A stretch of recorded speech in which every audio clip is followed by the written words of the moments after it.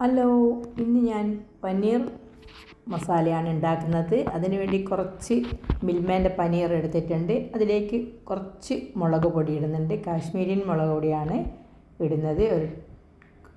കുറച്ച് ഉപ്പും അതിലേക്ക് ഇട്ടിട്ടുണ്ട്. ഇനി കുറച്ച് കുരുമുളക് പൊടി ഇത്രയും ഇട്ടിട്ട് നമുക്ക് ഒന്ന് മിക്സ് ചെയ്ത് വെക്കാം. ഇനി 1 ടീസ്പൂൺ കോൺഫ്ലവർ കൂടി ഇതിലേക്ക് ഇടുന്നുണ്ട്. 1 ടീസ്പൂൺ കോൺഫ്ലവർ ഇട്ട് നല്ലപോലെ മിക്സ് ചെയ്ത് അവിടെ വെക്കാം. ഇനി ഒരു പാൻ അടുപ്പത്ത് വെച്ച് അതിലേക്ക് കുറച്ച് ഓയിൽ ഒഴിക്കുന്നുണ്ട്. അതിലേക്ക് ഈ പനീർ നമുക്ക് ഫ്രൈ ചെയ്തെടുക്കാം.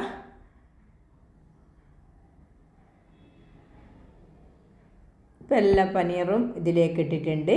ഇനി ഒന്ന് തിരിച്ചിട്ട് ഒരു സൈഡ് ആയിട്ടുണ്ടാവും. ഇനി നമുക്ക് തിരിച്ചിടാം. ഓരോന്നായി ഞാൻ തിരിച്ചിട്ടുകൊണ്ടിരിക്കുന്നുണ്ട്. എല്ലാം തിരിച്ചിട്ടിട്ടുണ്ട്, ആയിട്ടുണ്ട്. 2 വശം ആയിട്ടുണ്ട്. ഇപ്പം ഇനി നമുക്കൊരു പാത്രം അടുപ്പത്ത് വെച്ച് അതിൽ കുറച്ച് ഓയിൽ തന്നെയാണ് ഞാൻ ഒഴിക്കുന്നത്. ബട്ടർ വേണ്ടാക്കി ബട്ടർ ഒഴിക്കാം. ഇനി അതിലേക്ക് കുറച്ച് വെളുത്തുള്ളി ചെറുതായി കട്ട് ചെയ്തിട്ടിട്ട് ഒരു പച്ചമണം മാറുന്നത് വരെ ഒന്ന് ഇളക്കിക്കൊണ്ടിരിക്കാം. ഇപ്പോൾ ആയിട്ടുണ്ട് വെളുത്തുള്ളി. അതിലേക്ക് 2 വലിയ ഉള്ളി വലുതാക്കി കട്ട് ചെയ്തിട്ടിട്ടുണ്ട്. ഇനി ഇതൊന്നായി വരുമ്പം 2-3 പച്ചമുളക് കട്ട് ചെയ്തിട്ടിട്ടുണ്ട്. അതിൻ്റെ പച്ചമണം മാറി വരുമ്പോൾ നമുക്കിതിലേക്ക് കുറച്ച് ക്യാപ്സിക്കം കട്ട് ചെയ്ത് വലുതാക്കി, ഉള്ളി പോലെ തന്നെ വലുതാക്കി കട്ട് ചെയ്തിട്ട് ഇതിലേക്കിടാം.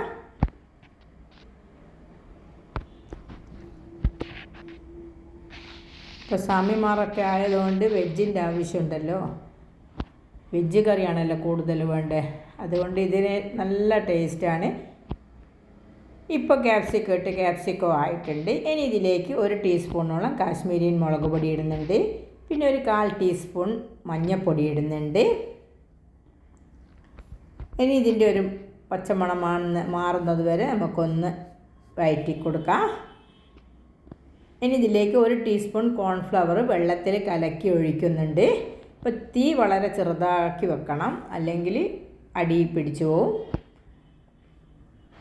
ഇപ്പം കോൺഫ്ലവർ കലക്കി ഒഴിച്ചിട്ടുണ്ട്. ഇത് നല്ലപോലെ മിക്സ് ചെയ്തതിന് ശേഷം അടച്ച് വെച്ച് വേവിക്കണം. ഇതിൽ നമുക്ക് ഒരു നുള്ളു ഉപ്പിടണം. പനീറിൽ ഉപ്പുള്ളതുകൊണ്ട് ഇതിൽ വളരെ കുറച്ച് ഉപ്പായിട്ടിട്ടുള്ളൂ. ഇപ്പോൾ ഉപ്പിട്ടിട്ടുണ്ട്. ഇനി ഇത് അടച്ച് വെച്ചിട്ട് നമുക്കൊരു 10 മിനിറ്റ് വേവിക്കണം.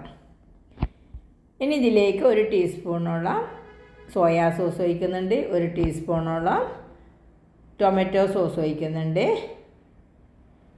ഹാപ്പീൻ്റെ ടൊമാറ്റോ സോസാണ് എടുക്കുന്നത്. അത് 1 ടീസ്പൂണോളം ഒഴിച്ചിട്ടുണ്ട്.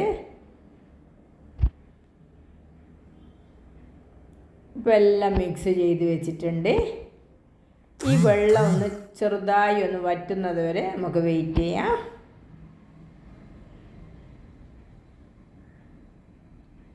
ഇപ്പം വെള്ളമൊക്കെ വറ്റിയിട്ടുണ്ട്. ഇനി ഇതിലേക്ക് കുറച്ച് കസൂരി മേത്തി ഇടുന്നുണ്ട്. 1 ടീസ്പൂണോളം കസൂരി മേത്തി ഇടുന്നുണ്ട്.